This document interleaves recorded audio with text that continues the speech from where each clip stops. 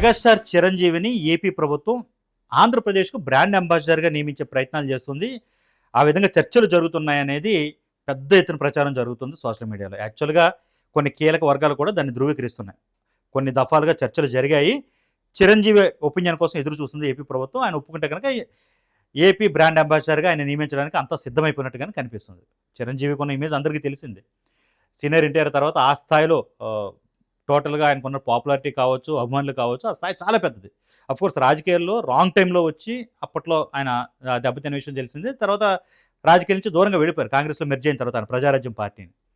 ఆ తర్వాత 2014 వరకు కూడా కేంద్ర మంత్రిగా పనిచేశారు. తర్వాత 2014 ఎన్నికల వరకు కూడా కాంగ్రెస్లో యాక్టివ్గానే ఉన్నారు. బట్ అది రాష్ట్ర విభజన తర్వాత జరిగిన పరిణామాల నేపథ్యంలో ఇంకా పొలిటికల్గా దూరం అయిపోయారు. అని చాలా క్లియర్గా చెప్పేశారు. రాజకీయాలైన మనుషులను విడగొడతాయి, సినిమా అనేది మనుషులను కలుపుతుంది కాబట్టి ఇక సినిమాలోనే ఉంటాను, సొంత ఇంటికి వచ్చిన ఫీలింగ్ కలుగుతుందని రీఎంట్రీ తర్వాత చెప్పారు. వరుసగా సినిమాలు చేసుకుంటూ వెళ్తున్నారు ఆయన. ఈ ఏజ్లోనూ ఎంత గ్యాప్ తర్వాత, ఎన్ని సంవత్సరాల కెరీర్ తర్వాత కూడా ఆయన సూపర్ హిట్లు కొడుతున్నారు. ఆయన అభిమానుల్ని అలరిస్తున్నారు. జలుబు తలనొప్పి ఒళ్ళు నొప్పుల నుంచి ఉపశమనం శాస్త్రీ బామ్. జలుబు తలనొప్పి ఒళ్ళు నొప్పుల నుండి ఉపశమనం శాస్త్రీ బామ్ ఇప్పుడు ₹5 ప్యాక్ లో కూడా.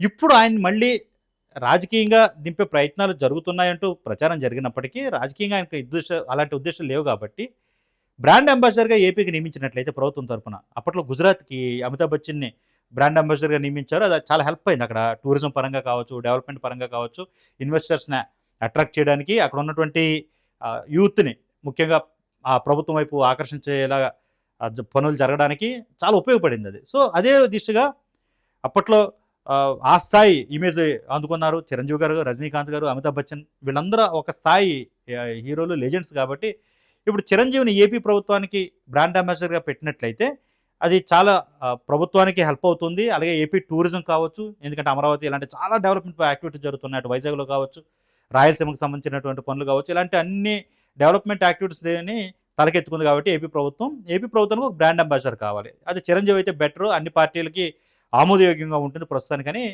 భావిస్తున్నట్టుగా కనబడుతుంది. అందుకనే కూటమి ప్రభుత్వం ప్రస్తుతానికి చిరంజీవితో చర్చలు జరుపుతున్నట్టుగా తెలుస్తుంది. మరోవైపు ఆయన సొంత తమ్ముడు పార్టీ జనసేన కూటమిలో చాలా కీలకంగా ఉంది.